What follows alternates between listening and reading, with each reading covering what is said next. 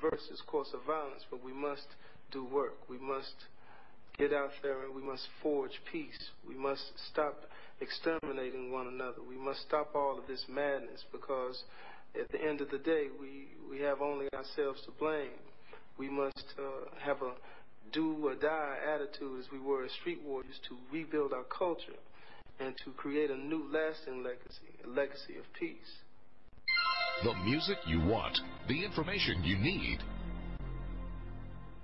Yes, London, welcome back, welcome back. You know how we do it each and every Thursday? It's the Breaking the Spell show from 2 till 4. It is 2 till 4. From 2 till 4. And every Sunday from 10 a.m. till 12 noon. On a Thursday, we bring you just information via CDs or DVDs, or we bring an interview. Today we've got just as promised. We've got a brother by the name of Natural Tahuti, who I'm going to be we're going to start the interview in a matter of seconds or minutes. He's online, he's live, he's here, he's ready to go. But let me just introduce the show. It's the Breaking the Spell show. It's sponsored by the All Eyes on Egypt bookstore down there in Halsden that sponsors this show. And the bookstore down there, we do classes each and every Thursday from 6:30 until 8:30, and each and every Sunday from 3:30 until 6:30. So come down today if you can, if you got the time, take part in that class. You know how it goes. It's question and answers. It's not a lecture format. We don't dictate what people should know. We give you the opportunity to ask your questions. We give you informed answers so that you can go away and actually research these things for yourself. Check these things out. It's no longer, the time and day that we're in, we should no longer simply be sitting back and just accepting information from everywhere and anywhere, and that even goes for myself. When you hear something, check it out for yourself. This show is set to inspire you to go out there and research, and that's what it's about. Each one, teach one. So welcome if you're a first time listener, and if you're an established listener, welcome back. Now I'm going to jump into the interview. I've got a brother by the name of Natural Tahuti, and he's connected live from the United States. I've got him via video link on the Skype, and he's in his full military attire. So I want to say welcome, brother. It's a pleasure to have you on the show. How are you doing today? How you doing, my brother? I'm good. Great. Natural Tahuti. I mean, London. Have you ever been to London before, first and foremost? I've been out there. Not in this lifetime. Okay. You know what Yeah. Well, what I would like to say, welcome to the show. One of the things that we have to do first and foremost is to introduce you to London and the rest of the world. This show is listened all over the place, in the Caribbean, in the US, and in Europe via internet connection. So it's a wide audience, and it's well listened to in this area of London. So one of the first things that I want you to do is really introduce yourself to our listeners. Who is Natural Tahuti, and what are you about? That's great. Thank you, my brother. First and foremost, I want to thank the Breaking the Spell show for having me on this show. I'm very appreciative of that. To my listening audience, my name is Natural Tahuti, a.k.a. the son of Sekhmet, a.k.a. the seed of Kalima. And my name denotes who I am and what my mission is. Number one, I'm a revolutionary. So that's why most of the time you'll see I'm donning militant garb, because we are at war. So my name, Natural Tahuti, or natural, is just the same as netter. That just means the original black man in his original form, the natural man, the black man. And Tahuti is the god of wisdom, or the god who represents the great mother. The son of Sekhmet. Sekhmet is a deity from outer ancient Kemet who is a destroyer. She was once said to have come in such a rage that she had to be calmed down because she was going to destroy all of mankind. And when I say the seed of Kalima, Kalima is the same deity as Sekhmet. Only difference is that Kalima is in the Indus Valley, the Indus Kush Valley, which is now today called India. But these are the same deities because those from the Indus Kush Valley and those from the Down Valley are virtually the same people. So their deities were definitely the same, different names, but the same terminologies and ideologies are the same. So Sekhmet makes no apology. I make no apology for when I come to teach about the Great Mother. So a lot of people, especially the men, they get it twisted. They think that Tahuti is coming to denigrate men. They talking about I'm trying to destroy the black man. That's all ludicrous. I am a black man. No homo, homie. Feel me? But I come in the spirit of Sekhmet because in order to bring and put the Great Mother back on her throne, it was going to take that vigilant revolutionary warrior who makes no apology for the black woman being God. This is the spirit in which I am invoked. This is the spirit in which the Great Mother has possessed me with, and this is why I come with that fiery, no apology about the black woman being God. So I don't denigrate black men. It's going to take those black men who are consciously aware, who are studying, and who are mature to raise the level of their energy to get on board. Because thus far, the woman has been subjugated for at least 4,000 to 6,000 years. She has been subjugated for at least 4,000 to 6,000 years. But preemptively before that, the black woman, her reign was supreme. When there was no other God, there was the Great Mother.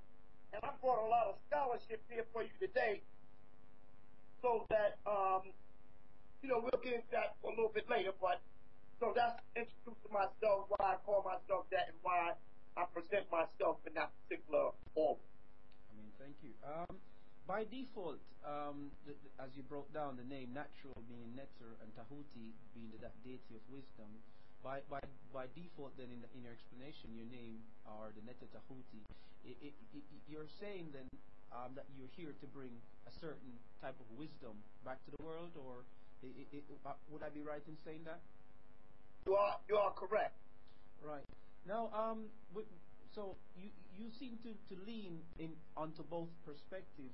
You have the what I would say the Tamarian or the Egyptian perspective, and you also lean towards, you mentioned the Indus Kush or India.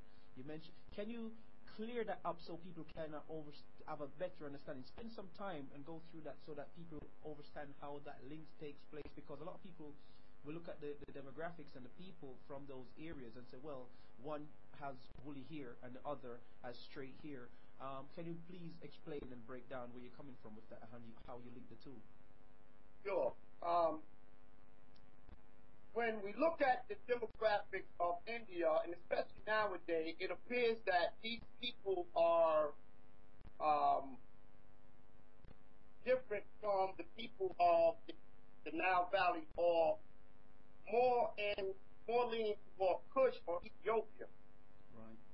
Our great scholar, Sheikh Anthony Shay, advised us or gave us the understanding that there were two types of Africans. You had with phenotypes, but really there are several different phenotypes of Africans. You have the broad type, which is what they're calling woolly hair, which is really curly hair, and or tight curly hair, and the broad pheno features such as the nose and lips, eyes, so forth and so on. And then you also have the Africans with alpine features. They have sharper nose, crisp chin, and some of them have silky straight hair. But when you get to the original people of the Indus Kush Valley, who are now the most oppressed and denigrated people people in the Indus Nile Valley, these people have been served by the name of the Dasa, meaning the despicable. These downtrodden people, when you look at them, you will see that they do have the broad features, the woolly hair, and the broad nose. And they were the originators of the Indus Nile Valley. Of the Indus Kush Valley. However, the Aryans, which were Europeans that came out of Iran, the Iranians, those were Europeans that had settled in the land of Iran. And as they came with their warlike ways, with their weapons of war and their chariots with horses driven on them, they came with a swift and striking mighty blow with the sword, and they took down the original kings and queens of that particular area. They subdued it, and they began to change the cosmology and the scriptural books to fit their particular phenotype. So this is why when you look at the Indus Nile Valley and you look at the deities, they all appear to be anglicized, because they are. But those same deities of India are the same deities of ancient Kemet. Not only in India, but we can go all over the planet Earth. There are 12 trillion, 478 billion, 118,400,000 inches, 196,940,000 square miles on the planet Earth, and the black man and black woman has been on every inch and every square mile. And so when we look at the spiritual cosmology of all of the indigenous original inhabitants of the planet Earth, we will find that all of the cosmologies have an affinity to each other. So I hope that gives you some clarification. Okay. The term revolutionary, for some people, they see, as you say, you make no apology, and I'm not asking you to. But the term revolutionary, for some, it implies, it has a negative connotation for some, and for some, it's a positive connotation. Why? In what ways do you end up classifying yourself as a revolutionary? What is the actions that denote that term? Okay. Anyone today, and this is why, whether you're conscious of it or not, when you say, I am an African, you have just became a revolutionary, whether you realize that or not. And the reason we say that is because of this. The African is at war. There has been a war waged on Africans since the very day of inception of Europeans coming across the hot Arabian desert into the mainlands of Asia and into the heart of Africa. There has been a war from these cave dwellers. They have placed war on us. And so they have outlawed the true African. The true African has been outlawed on the planet Earth. And every other ethnicity has joined in with the European to destroy the African. And so when you realize, you say, wait a minute, I am an African, that automatically puts you at war. You are in danger the moment you realize you are an African. But whether you realize you're an African or not, you're still at war and you're still in danger. So I hope that gives some clarification. Yeah. I mean, that provides very good clarification. What I want you to expand on, because I was actually enjoying that. I thought you would have carried on. Please continue with that in that breakdown in terms of the information you were just giving in terms of an African, who's an African, and because a lot of people, they tend to, as I said, the shows this in the Caribbean. A lot of people in the Caribbean, they will say, "Oh, I'm Jamaican." A lot of people in the United States, where you are, they will say, "Oh, I'm American." or Afro-American, some of them, but some of them will just say, I'm American. Then you have people in Africa themselves saying, oh, they're Nigerian or Ghanaian, and everyone is breaking up into subgroups rather than recognizing that they're all of one family. So can you break it down from your perspective, your experience with that, and why do you say we all need to stand up and say we're African and become right. Yeah, absolutely. The planet Earth is under a spell. I want everybody to understand we are under a spell. This is serious. Now, you look at and you hear me say that word spell, and you're thinking of something spooky. No. What has happened is, from them outlawing you for being an authentic African, and from them separating most of us, most of the Africans in the diaspora, separating us from our language. When we got separated from our language, we lost the ability of the spelling of our own language. So now we're under spelling of different languages. That puts us in a spell. Because when you connect with your authentic African language, it resonates in your DNA. The spirits of Africa, the deities of Africa, the ancestors of Africa are in the very language of Africa. And it is also within your biological chemical composition.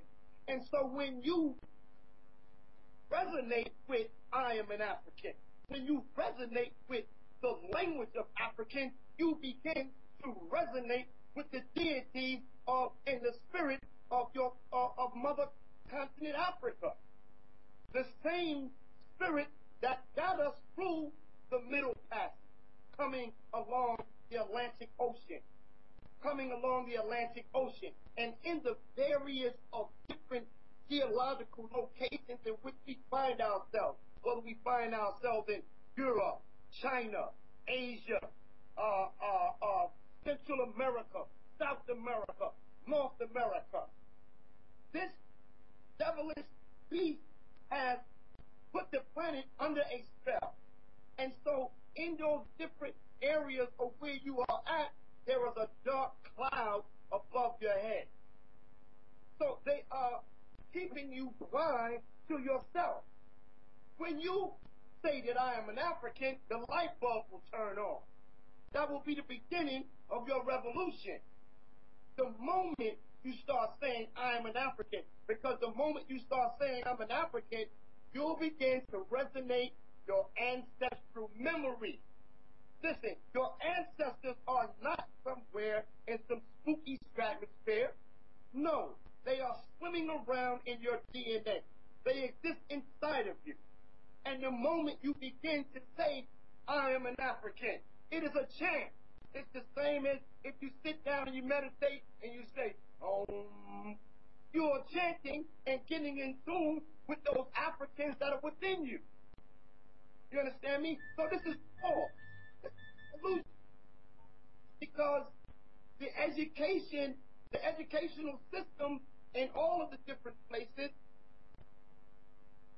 have they have written us out of the history book and the her story book. So now, the fact that the education has written us out of the history book, the moment when you say I'm an African, you begin your war right at that moment. And always remember, this is revolution because it means a drastic change. Because if I'm in America and my name is John Doe, and I change my name to Tahuti, that is drastic. Because most of my friends, my family, my neighbors, the institutions in the society, they will start looking at me like, your name is what? Tahuti. You understand what I'm saying to you? Can you give me one moment? I need just 1 second. I'll be right back. Fully understand. You're listening to the Breaking the Spell show. You know, we have a brother live from the States on the Skype link up, video link up, and you're hearing the audio. You know, it's a beautiful sight seeing the brother in the background in his full military attire. He classifies himself as a revolutionary. And as he says, as an African, we're all revolutionaries. And it's about learning about thyself. You know, the brother is breaking it down to say what this old principle is about, that we're this earth, this planet is under a spell. And the spell was induced when they took our language away from us. The ability to spell, or the spelling of our own language, and to speak our own tongue, to reverberate with those tones, and resonate with our ancestors within our own DNA. You know, so this is what he's breaking down, and he's explaining. You know, it's a Breaking the Spell show, and it's the positive vibes. We're going to take calls in the second half of the interview. We're not going to take any calls or any questions in the first half, but you can text your messages in, or you can call in with your questions straight away. The landline is 0208 904 5692. I'll give that again, 0208 904 5692. If you want to call in with your questions, and so that so that you can definitely get them in. The text line is 07950 787 581. I'll give that again, 07950 787 581. So you can call in and go live as well on the text line, the 07950 787 581 number. You can call in and go live via that number and ask the brother questions directly. But as I said, that we want to reserve that to the second half of the interview. We're just getting to know the brother and what he's about, and he's giving some solid insight on himself and the information that he's here to impart with. Right. Right. That was a very beautiful breakdown. I couldn't have said it better myself. Just before I delve a little bit deeper into things, I just want to ask, you mentioned African is at war. What is this war about? You know, because a lot of people say, "What, we are at war? What's that about?" You know, so can you explain that? Yeah. We are at war with Europeans. This is not only a physical war, but it's a spiritual war. The European has a God complex. He wants to be God. He wants to lord over the land. Right. But he has no knowledge of how to be God. But he wants to be God. He wants to be you. He wants to be your mama, and he wants to be your father. But he has no knowledge of how these things go. Because he, in his sick way of thinking, God controls everything.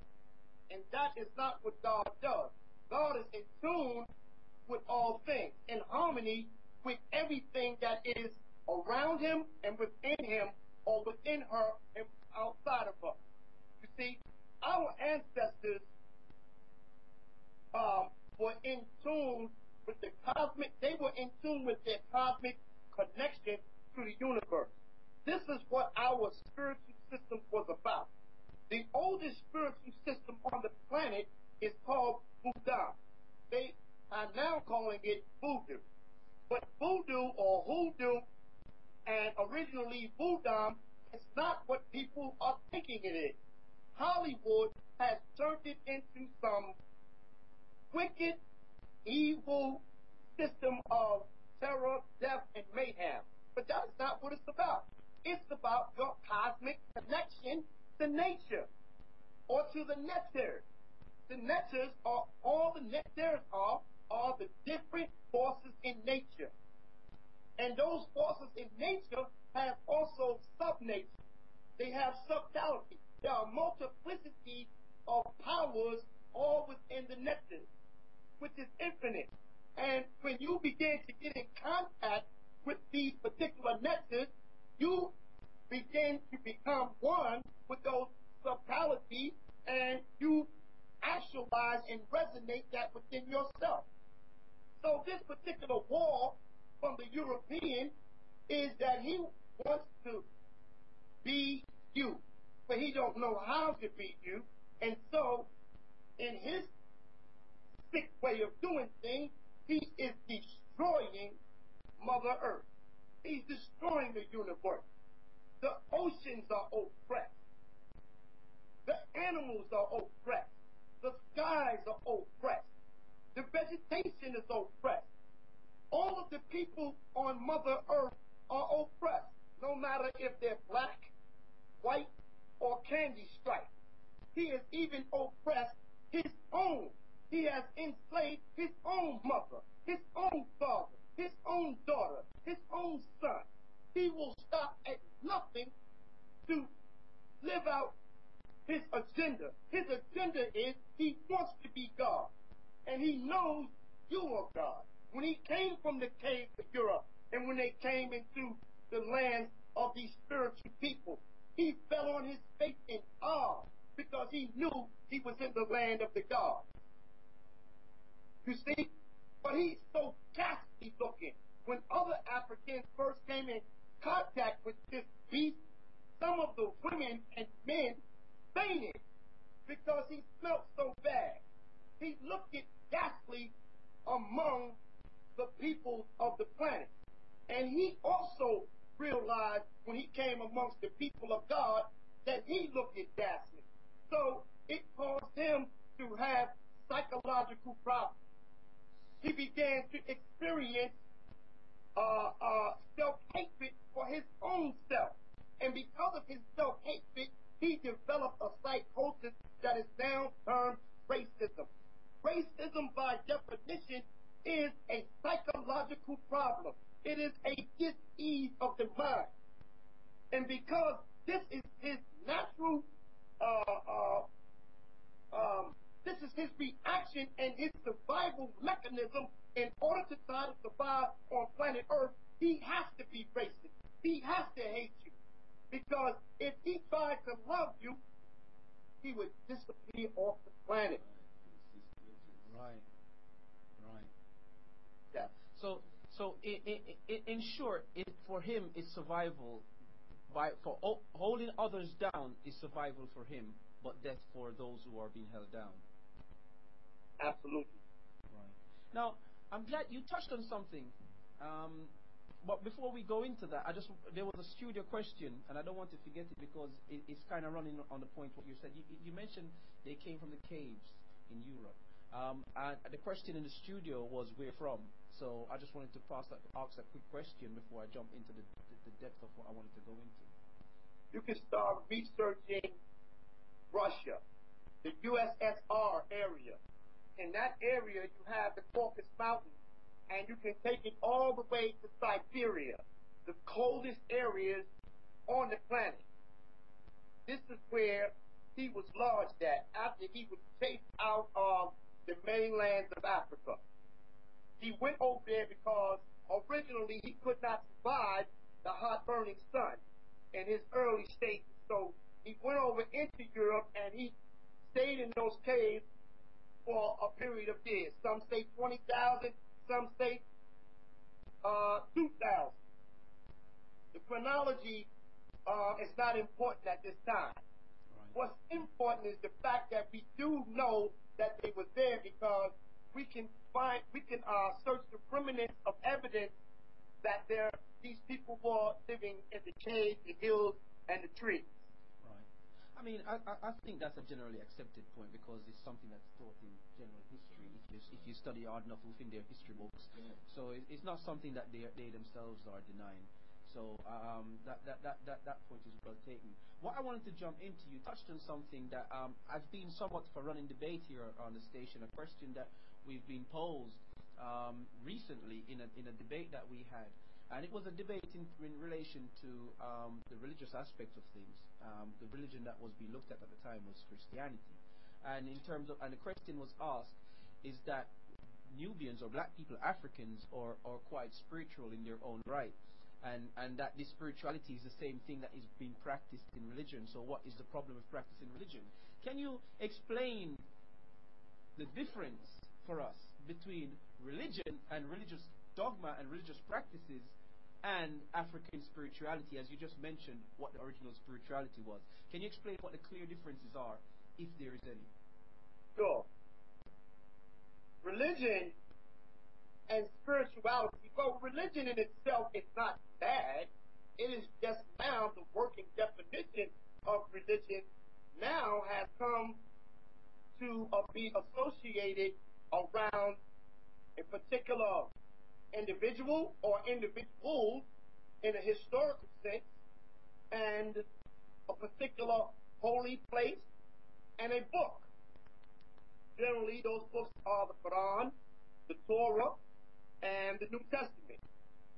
And those particular books, which are definitely definitely about, number one, these books have a multiplicity of reasons why they're in existence and the definitions of these books. Some people are saying that these books, the people in them are plagiarized, and some people are saying that it's allegorical and historical at the same time.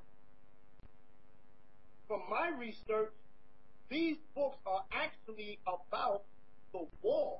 It was about the war of these individuals taking down the religion of the Great Mother. Now, the real definition of religion, okay, which I'm going to take you to a sister of mine. Her name is, what's her name? I can't think of her name. The Planet Earth, Nature Within Itself. I hope that is a working definition that you can work with. Right. So in terms of, just to summarize for the listeners, and correct me if I'm... To give you a more clearer view, yes, it is your connection to these stars, but not only just to the stars, but to the darkness of space in itself. The darkness of space, and also your connection to the earth that you're living on. This is what Budam is. Budam is your cosmic connection to the universe. Star sign, and that's all it is. Right. So in a sense, then, what is being, like you said, what is being practiced in religion, then, within the churches, the mosques, the synagogues, is way away from that, and is that part of the ammunition then that's being used in this war that's being waged against us? Would you say that? Right. Yes, because the religions of the world today are inorganic. They're not organic. See, something that is organic is natural. It's nature. It's nectar. It's mother. They have disconnected you from nature, nectar, and mother. They have you worshiping an inorganic form of the deity. You see, and they have changed it from mother to father. And so now with the concept of father, you have a holy homosexual religion. Father, Son, and Holy Ghost. But there is no mother involved. And when there is no mother, you are dealing with the subjugation of the woman. You are dealing with the suppression of the feminine energy, and you are not, and then you are outside of your natural cosmic connection. You see, they have you reading religious texts that have nothing to do with your cosmic connection. And that's what real religion is about. It's about tying you back free. Legion, the laws, to tie you back to the laws of the universe. You see, that's what real religion is about. So they have you operating outside of the laws of religion.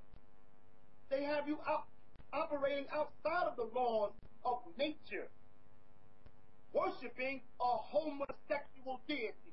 Jesus the Christ in Christianity is a goddamn homo. Allah in Islam, operating outside of the mother, is a goddamn homo. If there is no mother, there is no goddamn religion.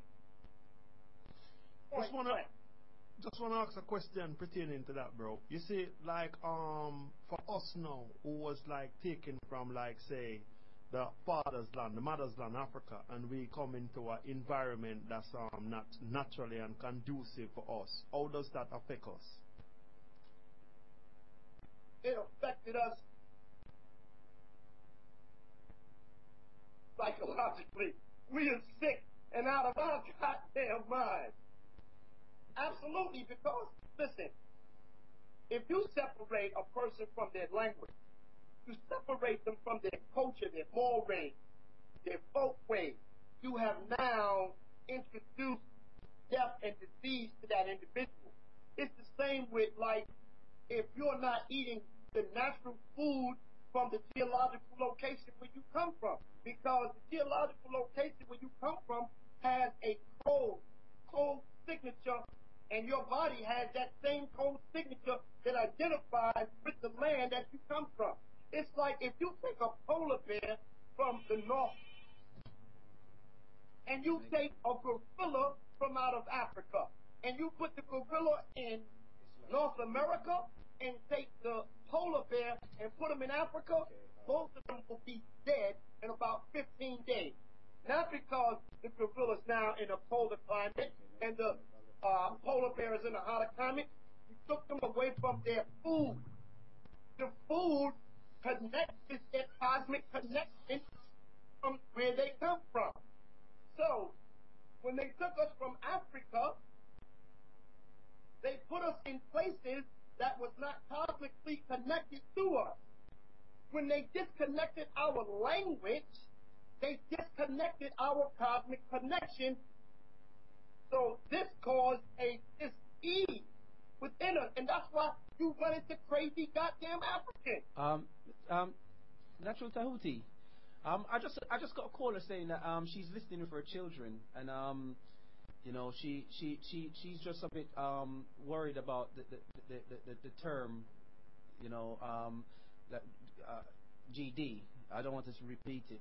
She's saying, you know, okay, I got it. You know, so if please, because she's saying she's very appreciative of the information basically by the call, and but she wants them to listen, but she doesn't want them to repeat the term, thinking it's in her house it's not appropriate. So no problem to that, Queen. Much love to my sisters out there. I'm banging hard for the women. No problem with that. Sometimes I'm very passionate about this topic. Again, we are at war, so I can tone it down. So again, yes, Africans have been psychologically affected in all of the areas where we go.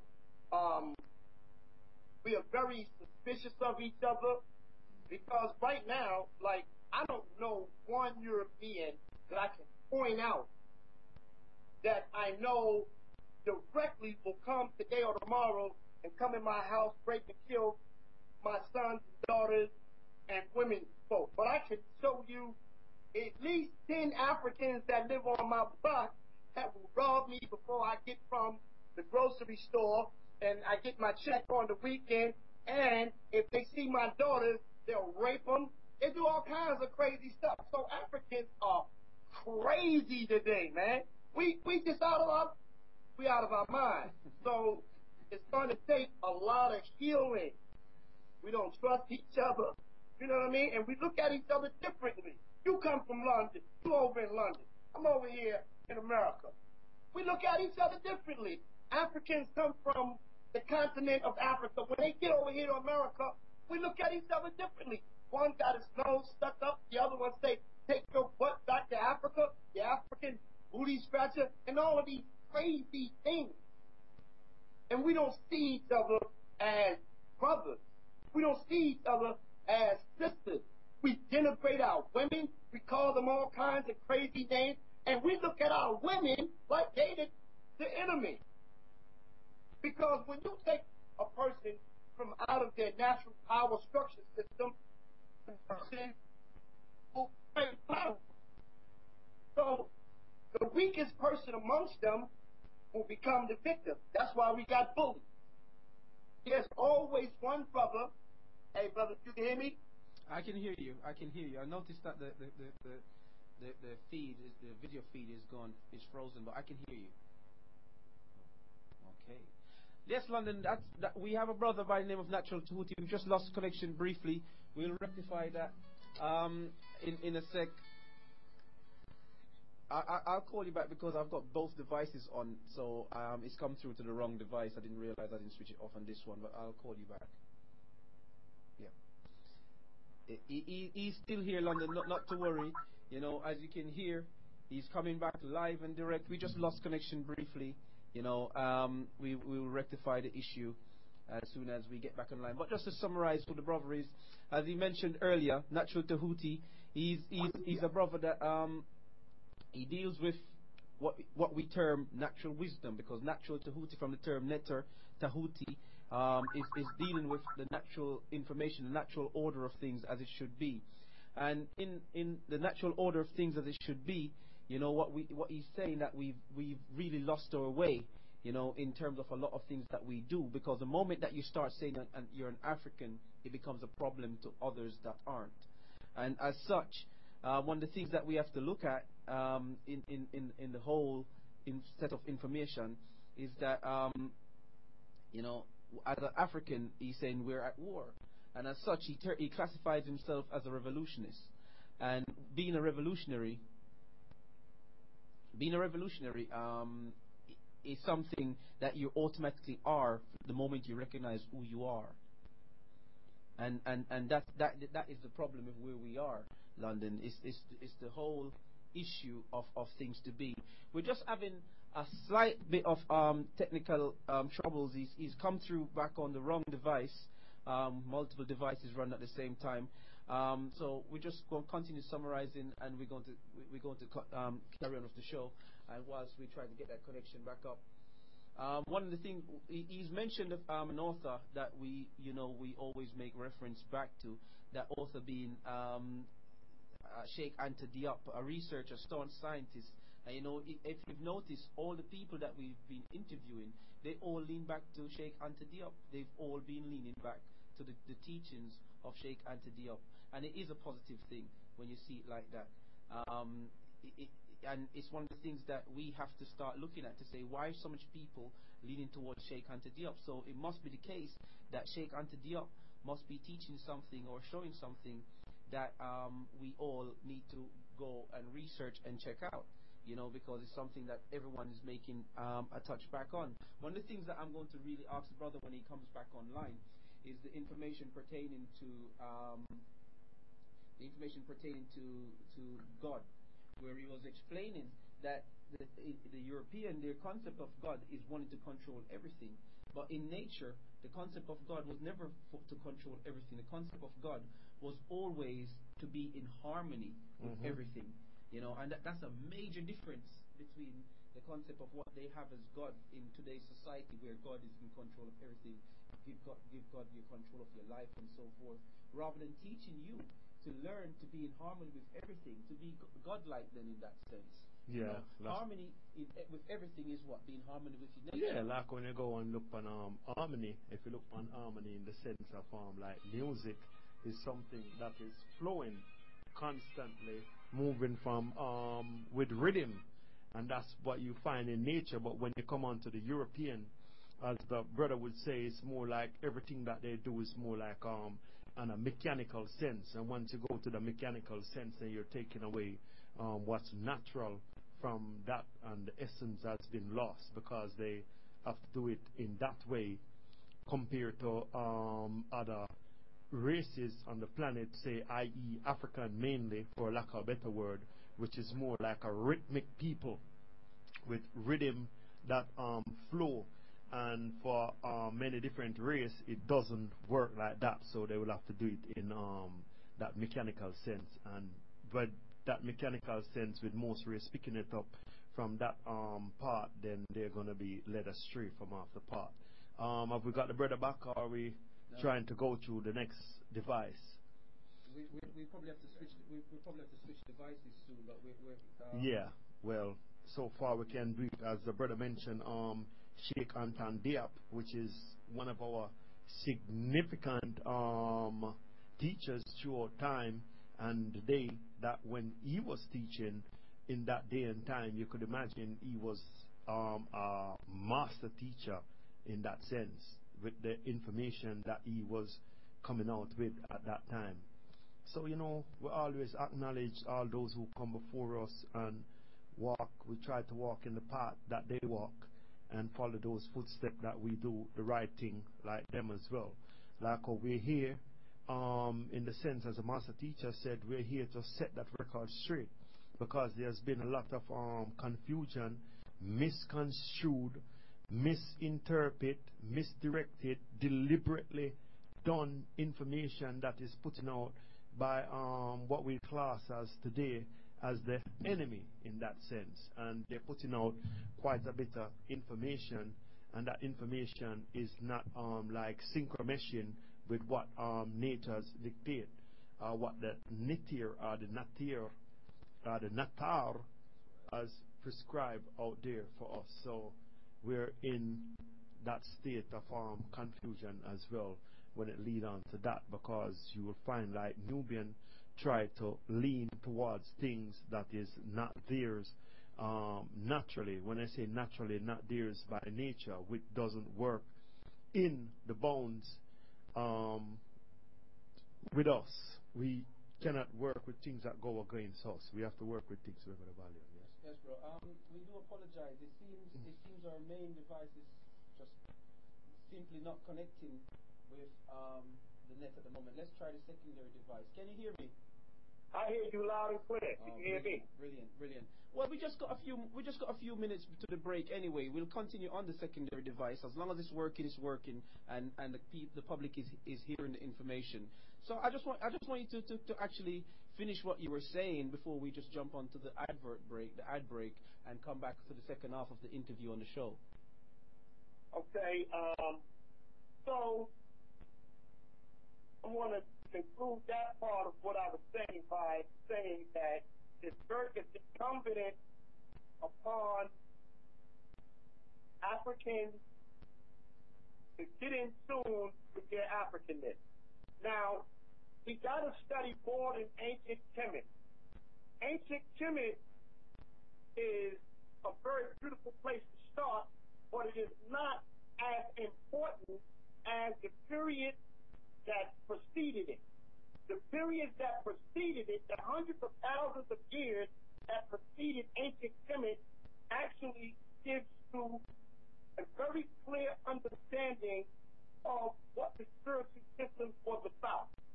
This is why when I talk about the black woman as God, a lot of people are not connecting with it, because in ancient Kemet, patriarchy began to start taking form as early as the first dynasty with King Min. But as it began to proceed throughout the dynasties, and especially around the 18th dynasty, that became very corrupt. It became very corrupt with the priesthood of Amun-Ra and the clans of Horus. They became very corrupt, and they began to wage war on the Great Mother, because the first levels of power were spirituality, economics, and politics. And in the very earliest times, it was well known that the women were the first representation of politics, spirituality, and economics. As a matter of fact, in early prehistoric Egypt, the goddess held supreme in Upper Egypt, which is the south. Her name at that particular time was Nekeb, and she was symbolized as a vulture. The people of Lower Egypt, which included the northern Delta region, worshiped the supreme goddess as a cobra, using the name Usit, which gives us later the name Aset, which also was called the Great Serpent. And from on then, you have the goddess Nut, Nit, and you also have Neat. You see? But even earlier than those times, you had the bird goddess, and one of the oldest names of the goddess was Mami Wata. Now, Mami Wata is one of the earliest names of the Great Mother. So in the earliest times in our history, it was centered around the Great Mother. The mother was first, and then she gives birth to her son. She is God, he becomes the son of, and then becomes the lover of God. So this is how the males were introduced into the cosmology. But preemptively, it was always the great mother. So we have a Eurocentric perspective of the roles of male and female. We just have to take a quick break there and run the adverts and quickly, Natural Tahuti. So London, very fast. We'll be back on the other side of the second half of the interview when you can call in and take part and ask the brother direct questions and get your questions in. So stay tuned. Amiga, you're the thinking people station. London Town, this is it. It's official. The original One Love concert, now renamed the One Love Peace Festival, takes place at the prestigious Wembley Arena on a Sunday, July 31st. Confirmed artists for this momentous occasion are Shaggy, Sean Paul, Egyptian, Third World, John Holt, the Abyssinians, Aswad, Etana, and Trinity. Plus, for the first time in the UK, Natty King, Wayne Wade, and the son of Bob Marley, Kim Marley Marley, singing all his father's hits and more. From the US of the incomparable Busta Rhymes, UK acts include Levi Roots, Skepta, Bashi, Dineo, Princess Naya, King Sounds, and more. Tickets are on sale. Going fast. Get yours now. Don't be disappointed. For more info, call us 0203-362-4452 or 07535-571-906 or 07960-626-090. Don't miss the event of the summer. Sponsored by Levi Roots and Leica Mobile. Hey guys, have you chosen your secondary school for next year yet? Nah, I'm not sure, man. My mum says all the best schools are out of the area, and all the others, they ain't saying much. Well, my mum wants me to go to this new school, opening up next year. It's in the area with excellent teachers and a whole new holistic approach to learning that is child-centered. Sounds alright. I'll tell my mum about it. What's it called? It's the Mahat School of Excellence. Check out their website and complete the survey to register for a place on www.mahatschoolofexcellence.org.uk. The Mahat School of Excellence, a new style community school supporting the educational and developmental needs of our children. Go visit www.mahatschoolofexcellence.org.uk. Now! They tell me that 10% of road accidents are caused by drunken drivers.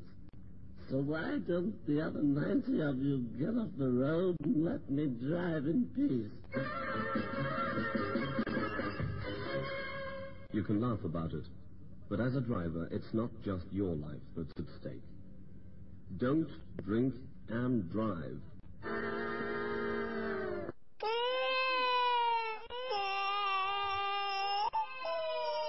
Listen, can you hear that? Yeah, what's that? Why is that baby crying, man? I don't know. What's wrong with it? He's got sickle cell. Sickle cell is an inherited chronic blood disorder which affects the red blood cells. Red blood cells carries oxygen around the body, but with sickle cell disease, the red blood cell turns from a flexible round shape to a rigid banana shape. The cells cause blockages in the arteries and veins, which means that oxygen cannot be carried around the body effectively, leading to immense pain, known as the sickle cell crisis. Sickle cell mainly affects those of Afro-Caribbean origin, as well as people in parts of Europe, South America and the Middle East. For more information, please visit www.brokensilence.org. Please help us to break silence. Please.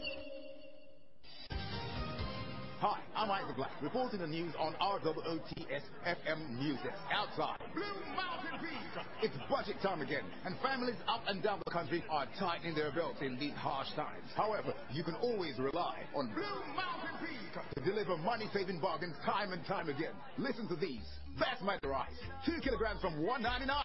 Enrichment, 2 for 99p. Sun-fried juice, 2 for 89p. Enco hot sauce, 3 for $1.99. KTC vegetable oil, 1 liter, £1.29. Costa juice, 2 liters, 99 pence. Condensed milk from 89p. Soap powder for all your washing needs, 80 washes, $14.99. So don't you think it's time you come on down for the best bargains in town and beat that budget? 2 to 8 Creighton Park Road, Halton, NW10 4AB.